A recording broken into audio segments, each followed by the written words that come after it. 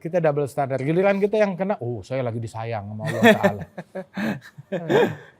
Memang insan, ini ucapan begini musibah. Pemikiran macam begini musibah.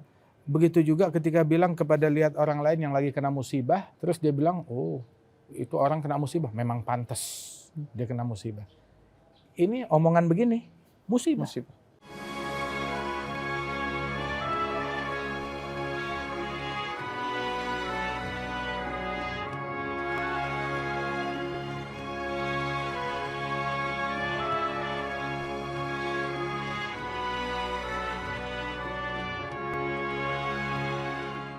Assalamualaikum warahmatullahi wabarakatuh. Kembali lagi di Cahaya untuk Indonesia.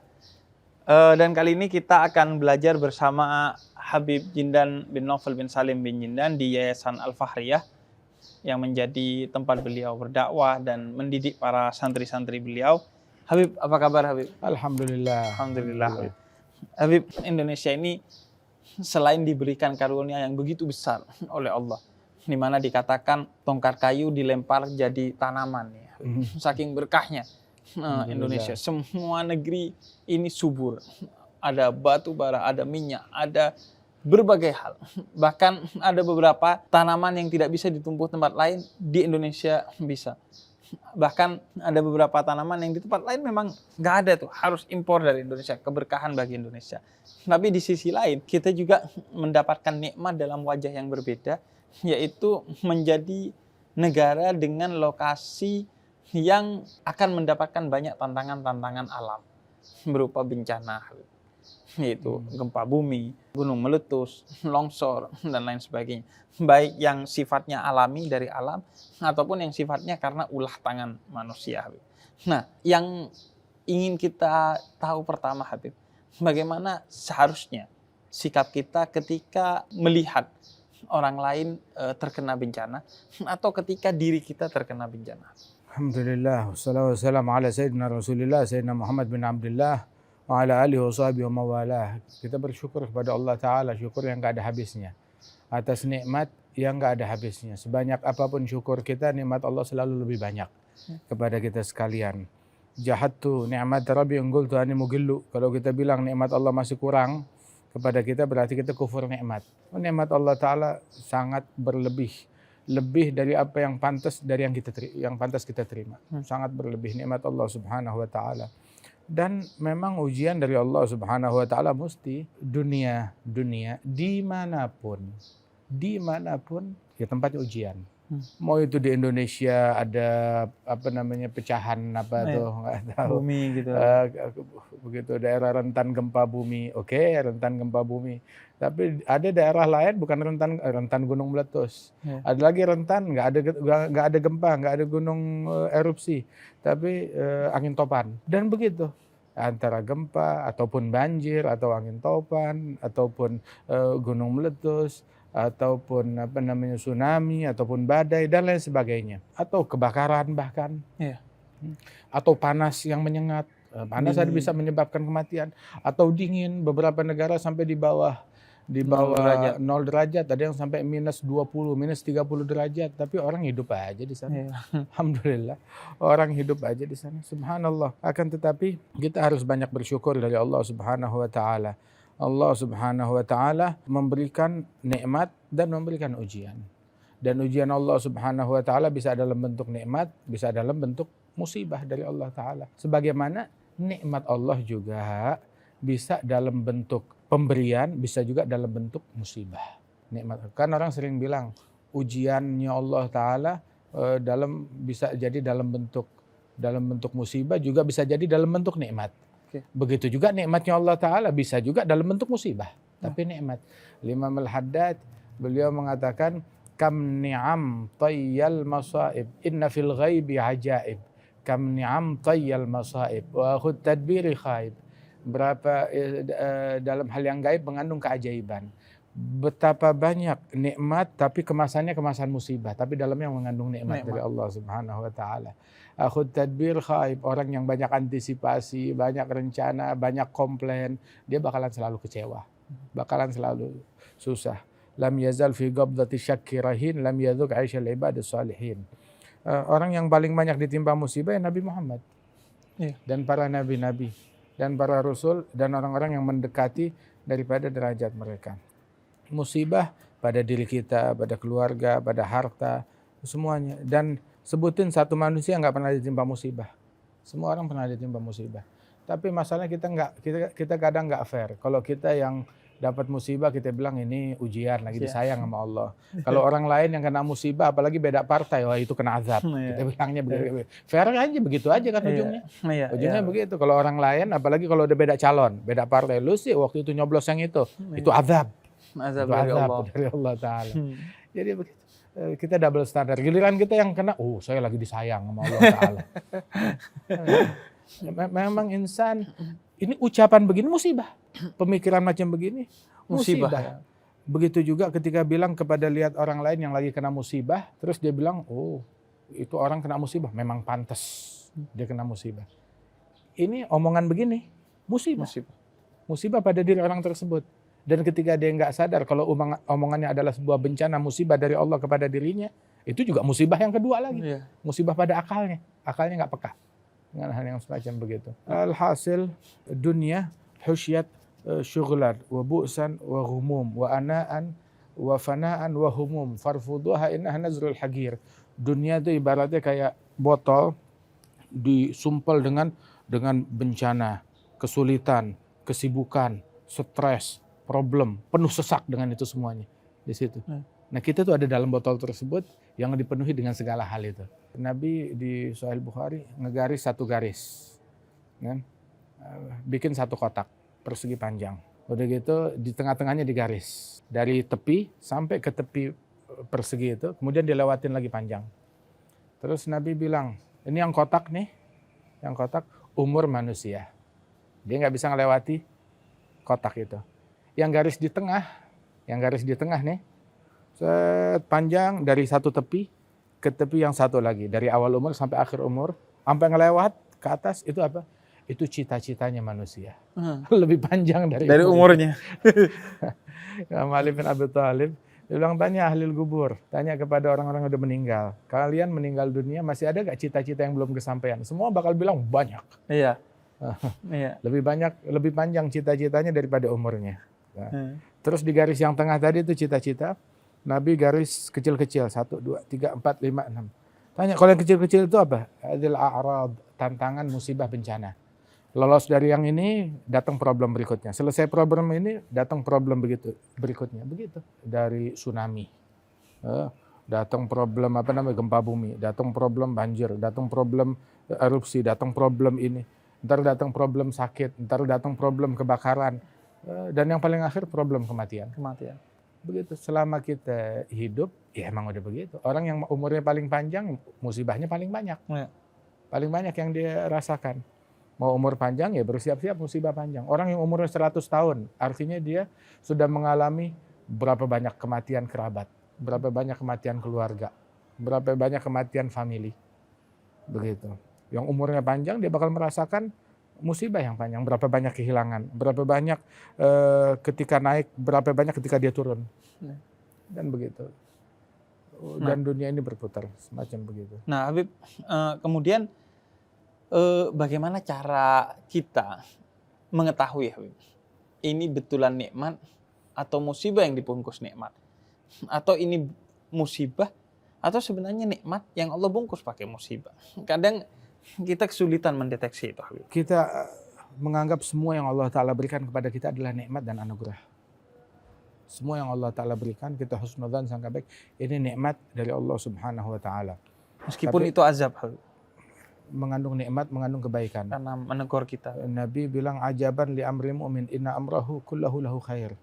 Sungguh menakjubkan, apapun yang menimpa seorang mukmin, apapun yang menimpa dia, semuanya bagus. Semuanya baik. In asabathu sarra syakar, in asabathu dharra sabar. Kalau dia ditimpa hal-hal yang menyenangkan, dia syukur. Syukurnya lebih baik daripada kesenangan itu. Kalau dia ditimpa hal-hal yang menyusahkan, dia sabar, dan sabarnya lebih baik daripada solusi atas kesulitan yang dia dapatkan itu. Jadi apapun yang menimpa mukmin baik. Makanya kita selalu bilang, mukmin nggak bisa dirugiin, nggak bisa dizalimin. Mau orang ngeganggu apapun, selama dia orang beriman, ini dia nggak bisa dirugikan. Nggak bisa dirugikan. Orang yang mau ngezalimi mukmin sejati, dia ngezalimin dirinya sendiri. Dia yang bakal terjeblos sendiri. Dicaci, dia dapat pahala. Diganggu, dia dapat pahala. Diapain aja, dia ditimpa musibah. Kalau dia bersabar, dapat pahala. Dapat nikmat, dia syukur, dapat pahala. Apapun yang menimpa dia, semuanya baik. Sangka baik kepada Allah Ta'ala, juga introspeksi diri. Introspeksi juga harus. Bahwasanya mungkin ada hal yang menyebabkan musibah mungkin dia belum sholat jamaah. Dia sholat tapi nggak sholat jamaah. Mungkin dia belum sholat duha. Mungkin dia nggak punya wudhu ketika datang musibah tersebut. Mungkin dia lupa baca ratib semalam. Mungkin dia belum sholat witir. Itu Allah Ta'ala bilang dalam hadits qudsi, Ibnu Adam sholli li arba'an fi awalin nahar akfika akhirahu. Wahai anak Adam, sholatlah untukku 4 rakaat di awal hari, di pagi hari. Aku cukupi, aku lindungi engkau sampai sore hari, sampai petang hari. Yang sholat isya berjamaah semalaman dalam perlindungan Allah sampai subuh. Subuh berjamaah seharian dalam perlindungan Allah sampai isya. Isya subuh berjamaah 24 jam diasuransikan dirinya oleh Allah Ta'ala. Begitu. Mungkin ketika dia lalai hal semacam itu diingatkan oleh Allah Ta'ala biar dia nggak lalai. Termasuk juga sedekah di pagi hari. Berpagi-pagilah dalam bersedekah, bakiru bisadaqah. Berpagi-pagi dalam bersedekah sebab musibah ketika datang nggak bisa ngelewatin sedekah. Ketika musibah datang, dia udah sedekah, dia nggak bisa datang musibah, cari hari yang lain. Hari lain keduluan lagi pagi-pagi oleh sedekah, dia cari hari yang lain. Begitu seterusnya. Dan muslim harus ya mengasuransikan dirinya dengan begini, asuransinya Allah lebih baik. Kenapa? Kalau asuransi orang lain mati dulu baru dapat duit, celaka dulu baru dapat penggantian. Tapi kalau asuransinya Allah melindungi daripada musibah tersebut. Walaupun ujung-ujungnya ya tetap mesti kena musibah juga. Tetap nggak ada orang yang bisa lolos dari takdir. Kata ulama, al-hadhar la yughni minal gadari. Salim hudita limadil hukmi fastabiri. Was'al minallahi kashfal bus wabdarari. Keberhati-hatian, kewaspadaan, penjagaan ketat nggak bisa menyelamatkan kita dari takdir Allah. Karena itu ya kadang berserahlah kepada Allah Ta'ala. Pasrahin diri kepada Allah Ta'ala. Maka Allah akan melembutkan apapun yang menimpa kita. Akan dilembutkan oleh Allah Subhanahu Wa Ta'ala. Nabi aja meninggal. Wafat. Orang katanya kalau mau ingat musibahnya besar, sulit. Ya ingat musibahnya dia karena umat ini ditimpa musibah besar. Apa musibah besar? Wafatnya Rasulullah. Nggak ada yang lebih gede dari itu. Sehingga ketika dia berpikir begitu, dia akan menganggap musibah yang dirasakan kecil. Semuanya. Dan berarti kuncinya adalah kekuatan iman, ya Habib, yang kemudian membawa seseorang ketika mendapatkan nikmat, iman itu memberi cahaya agar dia bersyukur, dan cahaya iman itu membuat ketika dia ditimpa musibah, dia akan bersabar, sehingga rasa sabar itu yang membuat semua musibah itu justru nikmat karena mendidik kita menjadi lebih baik. Karena memang di dalamnya tuh benihnya tuh yang ditanam benih iman. Begitu. Ketika disiram dengan apapun, yang keluarnya reaksinya ya syukur atau sabar. Sabar, dua itu aja. Begitu. Tapi kalau benihnya benih yang busuk, disiram apapun juga, yang keluar ya itu sumpah serapah. Terus nyalain orang, ini gara-gara dia. Oh, ini gara-gara pemerintah ini. Ini gara-gara wali kota nih, ini gara-gara gubernur, ini gara-gara DPR. Sibuk nuding-nuding orang. Tapi harusnya orang kalau ditimpa musibah, tudinglah diri sendiri. Introspeksi diri sendiri. Tapi kalau dia musibah nuding-nuding orang, ya musibah di atas musibah. Dan bisa jadi Habib, musibah itu terjadi di tempat lain dan tidak menimpa kita, tapi juga itu menjadi ujian bagi kita ya. Menjadi ujian bagi bagaimana kita. Sikap kita melihat itu ya Habib? Kita peka dengan kesulitan yang menimpa saudara kita. Begitu. Kita punya harta, kita bisa tolong, ya tolong, bantu. Sebagaimana orang yang kena musibah, jadilah kita orang yang bisa mengambil pahala dengan ngebantu orang tersebut. Jangan orang yang kena musibah, malah kita juga yang ketiban dosa. Gara-gara apa? Syukurin, rasain, emang pantas, lu sih dulu. Nah, Habib, kalau kita menolong orang lain, insya Allah kita udah tahu bahwa kewajiban kita menolong setiap orang, bahkan hewan ataupun tumbuhan sekalipun harus kita tolong. Tapi menerima pertolongan orang lain, ini yang sempat kemudian kita mengalami kebingungan. Seolah-olah kita hanya boleh dan akan menerima bantuan itu dari sesama muslim. Kalau dari non-muslim, kita nggak mau. Bantuannya sih diterima, biasanya yang nggak diterima itu logo-logonya. Seolah-olah nggak boleh nih orang bilang, oh saya ini melakukan kebaikan ya, yang melakukan kebaikan ini saya. Tapi kalau dia melakukan kebaikan, logonya gede. Awas ya, ini dari saya. Foto naikin ke medsos nih, saya udah bentuk begini. Tapi giliran orang lain dari agama yang berbeda memberikan bantuan. Kemudian dia memberikan informasi bahwa itu bantuan dari dia. Bisa jadi karena itu untuk kebutuhan administrasi, laporan-laporan. Atau bisa jadi juga itu untuk kebutuhan dakwah dia. Nah, sikap kita seharusnya bagaimana? Kita tidak dilarang untuk menerima bantuan dari non-muslim. Silahkan aja. Dari muslim ataupun non-muslim, selama itu dari jalan yang baik, dari hal yang halal, begitu. Untuk menerima bantuan dari agama manapun nggak jadi masalah. Dari kelompok manapun, dari ormas manapun nggak jadi masalah. Cuma juga selayaknya ketika orang memberikan bantuan jangan pakai syarat. Iya. Jangan pakai syarat, mau bantu, nggak usah pakai syarat. Dan itu utamanya untuk kita. Iya, kita nggak bicara agama di sini. Iya. Kita nggak bicara tentang agama manapun. Contoh, adapun masalah administrasi silahkan, begitu. Dan hak setiap orang untuk menerima bantuan atau enggak ya terserah, silahkan. Tapi kita melarang agama lain nggak boleh bantu, kelompok lain nggak boleh bantu, cuma kita doang yang boleh bantu. Kita nggak punya hak. Sebab kompetisi dalam pahala dan kebaikan itu hak semua orang. Nabi membuka peluang buat semuanya. Khairun nas anfa'uhum linnas, sebaik-baik manusia yang paling manfaat untuk manusia lain. Artinya manusia manapun mau jadi manusia terbaik, silahkan dengan memberikan manfaat kepada manusia lain. Dibuka kompetisi ini untuk muslim ataupun non-muslim. Dan Nabi Muhammad siap untuk beraliansi, bekerja sama dengan pihak manapun untuk nolong orang, untuk bantu orang. Nabi bilang, hadartu hilfan fil jahiliyah fi bait Abdullah bin Jad'an. Saya hadir sebuah aliansi, sebuah kesepakatan di rumahnya Abdullah bin Jad'an dulu di masa jahiliyah bersama keluarganya Nabi, paman-pamannya. Di situ namanya hilfal fudul, untuk linusratul mazlum. Kalau di Mekah nggak boleh ada orang yang dizalimi, nggak boleh saling mengganggu. Saya hadir kesepakatan itu. Ini kesepakatan baik. Kalau saya sekarang nih setelah Islam di Madinah, ada orang-orang musyrikin ngajak saya untuk melakukan kesepakatan yang sama, saya akan menerima kerjasama itu, kata Nabi. Artinya terbuka. Kalimat nggak boleh terima bantuan dari orang non-muslim. Nabi waktu hijrah penunjuk jalannya belum masuk Islam waktu itu. Iya. Waktu Nabi hijrah penunjuk jalannya belum masuk Islam. Bahkan sampai wafat menggadaikan baju perangnya kepada Yahudi. Kepada orang Yahudi. Terus di rumahnya Nabi ada seorang pemuda Yahudi yang kerja bantu-bantu di rumahnya Rasulullah Shallallahu Alaihi Wasallam. Waktu dia sakit dijenguk oleh Nabi Muhammad, akhirnya dia masuk Islam. Begitu. Tapi selama itu dia waktu bekerja di tempat Nabi, dia sebagai Yahudi di rumahnya Nabi Muhammad. Terus waktu di kisah hijrah, dan ini kisah ma'ruf, dikenal, seorang wanita Ummu Ma'bad.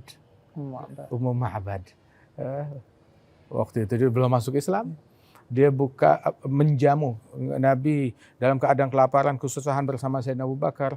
Sayyidina Abu Bakar mengetuk pintu kemahnya, dijamu, dia bilang, potong aja kambing yang mana aja, yang saya cuma punya ini kambing. Bilang kalau potong kambing kita enggak, tapi apa kamu punya seekor kambing betina yang udah tua, yang udah udah nggak ada yang mau. Ada, ya udah potong itu deh. Terus akhirnya bukan dipotong, malah didoain itu kambing betina oleh Nabi Muhammad, susunya penuh lagi. Ya Allah. Jadi udah nggak ada susunya sama sekali, udah mau mati, udah kambingnya udah tua, penuh lagi susunya, diperah susunya, hingga Ummu Ma'bad menyaksikan mukjizatnya Rasulullah di situ. Subhanallah, itu kambing mestinya berapa bulan lagi mati kan? Ya. Tapi setelah disentuh oleh Rasulullah, Nabi hijrahkan, kemudian setelah hijrah 10 tahun tinggal di Mekah. Itu kambing masih belum mati. 10 tahun tinggal di Madinah, kambing itu masih hidup. Sampai zaman khilafah Abu Bakar As-Siddiq, kambingnya masih hidup. Khilafah Sayyidina Umar naik jadi khalifah, kambingnya masih hidup. Ya Allah. Sampai di akhir-akhir khilafahnya Sayyidina Umar bin Khattab, itu kambing baru mati.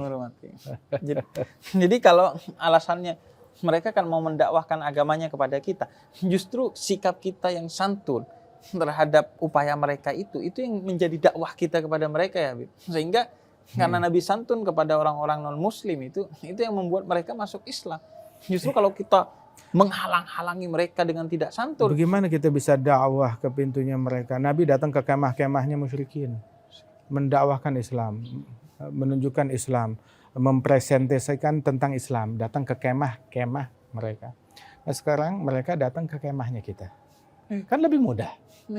Kan lebih mudah untuk mempresentasikan tentang Islam kepada orang-orang tersebut. Dengan bersikap terbuka terhadap tamu-tamu yang datang, hormat, santun, dan memuliakan mereka. Mukmin kalau dia jalankan nilai keimanannya, maka dia da'i ilallah, nggak harus di atas mimbar.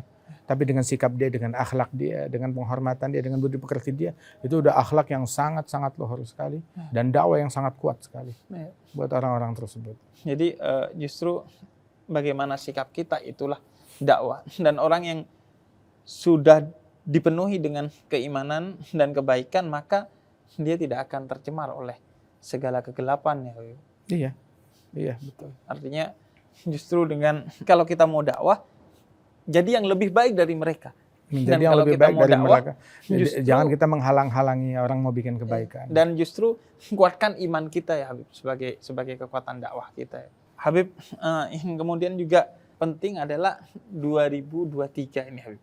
Kita kan memasuki 2023, itu diprediksi akan banyak tantangan kepada kita. Yang pertama ada isu resesi Habib. Kemudian yang kedua juga ada isu politik yang pasti antah berantah. Orang dipenuhi kekhawatiran tentang berbagai hal. Entah itu bencana alam, bencana ekonomi, bencana politik, dan lain sebagainya. Nah, bagaimana agar kita bisa optimis dan tenang di tengah tantangan yang menanti kita ke depan. Agar kita juga tetap kokoh dengan keimanan kita, tidak khawatir berlebihan, dan agar juga kita tetap percaya diri untuk saling membantu orang lain. Karena biasanya Habib, kalau akan ada resesi nih, boro-boro mau sedekah buat ngamanin diri sendiri deh. Jangan mikirin mau bantu orang lain deh. Jadi itu efek-efek yang mungkin akan terjadi. Bagaimana meyakinkan diri kita sebagai seorang muslim dan mukmin? Justru harusnya orang dulu tuh Imam Ali bin Muhammad al-Habsyi, beliau bilang orang dulu ketika ditimpa musibah makin dermawan, makin memberi, makin berbagi, sehingga tuh musibah terangkat dengan ini semuanya, dengan kedermawanan itu. Orang sekarang kalau dia ditimpa krisis, masalah, makin pelit, makin kikir, hingga krisisnya tak kunjung berakhir, nggak kelar-kelar. Berinfak, la yang gusul mal min sadaqah, nggak bakal habis uang disedekahkan. Sahibul Maulid Al-Imam Ali bin Muhammad al-Habsyi itu ketika di negeri Hadramaut di kota Sewun dilanda paceklik krisis ekonomi, itu selama 3 bulan berturut-turut dia memberikan makan kepada seluruh penduduk kota dari kantongnya sendiri. Dia bukan pengusaha, tapi dia kasih kepada seluruh penduduk kota 3 bulan berturut-turut nafkah dari beliau sendiri. Imam Syekh Habib Bakar bin Salim tiap hari ngasih jamuan itu antara 700 sampai 1000 porsi makanan. Padahal bukan pengusaha. Iya. Wal Faqih al-Muqaddam Muhammad bin Ali Ba'alawi itu kalau dia panen korma, dia keluarkan zakatnya, kemudian dia sisihkan 1000 gentong, 1000 keranjang. 360 keranjang. 360 keranjang dia taruh di gudang. Satu keranjangnya itu antara 600 sampai 700 kilogram. Untuk dia sedekahkan setiap hari 1 keranjang, tiap hari 1 keranjang kurma. Jadi 6 kuintal, 7 kuintal, hampir 1 ton. Setiap tahun, setiap hari sedekah 1 keranjang. 1 keranjang itu. 6 kuintal atau 7 kuintal per harinya. Beliau. Imam Ali Zainal Abidin. Beliau tiap hari selain sholat malamnya 1000 rakaat tiap malam, beliau keliling ke rumah-rumah yang ada di Madinah, dia nafkahi penduduk yang kemiskinan, yang susah, ditaruh sedekahnya itu di dalam rumah mereka atau di muka pintu rumah mereka, yang mencukupi untuk seminggu atau 2 minggu atau sebulan, sehingga tuh totalnya ada 300 rumah yang beliau nafkahi, fakir miskin, dan mereka nggak tahu kalau mereka itu dinafkahi oleh siapa. Baru merasa kehilangan setelah wafatnya Imam Ali Zainal Abidin. Sampai gubernur Madinah, tatkala wafat Ali Zainal Abidin, ngelihat fakir miskin bermunculan. Dari mana kamu? Bilang kami orang Madinah asli. Enggak, dari mana? Dulu enggak ada kalian. Dulu enggak ada. Bilang dari dulu kita ada. Cuma dulu kita tiap pagi selalu mendapati sedekah di muka pintu rumah kami. Kami baru kehilangan sedekah itu ketika wafat imam ini. Ali Zainal Abidin. Sedekah enggak bikin miskin, bikin kaya, bikin makmur. Terus udah gitu, jangan kita takut berinfak. Yukhawifunaka billadzina min dunihi. Kita ditakut-takutin dengan selain Allah. ditakut-takutin dengan resesi, ditakut-takuti dengan krisis Bencana. ekonomi, ditakut-takutin dengan ini dan itu. Kalau ada yang perlu kita takutin, takutlah kepada Allah. Takut maksiat, takut ngelihat yang haram, takut berucap yang haram, takut mendengki, takut berakhlak yang buruk. Begitu. Tapi jangan takut sama musibah. Selama kita jalanin tugas kita kepada Allah, Allah nggak bakal ngurangin haknya kita. Jalanin tugas kita kepada Allah Ta'ala, Allah tidak akan ngurangin nikmat yang Allah Ta'ala berikan kepada kita. Begitu. May yattaqillaha yaj'al lahu makhraja wa yarzuqhu min haitsu la yahtasib.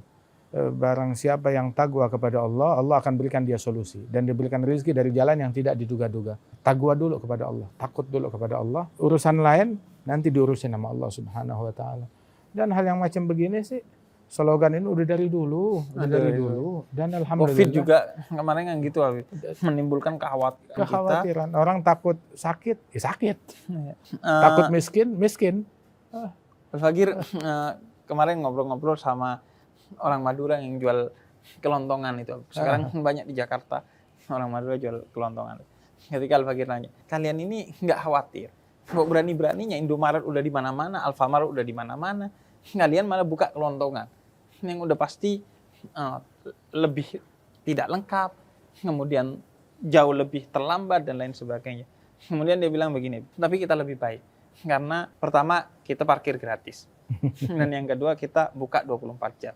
Cuman yang menarik dia bilang, dan kita sama sekali gak khawatir karena kata dia rezekinya gajah gak kira diambil semut, rezekinya semut gak kira diambil gajah. Iya betul. Jadi Allah sudah bagi dengan baik semua rezeki sehingga gak perlu khawatir kita.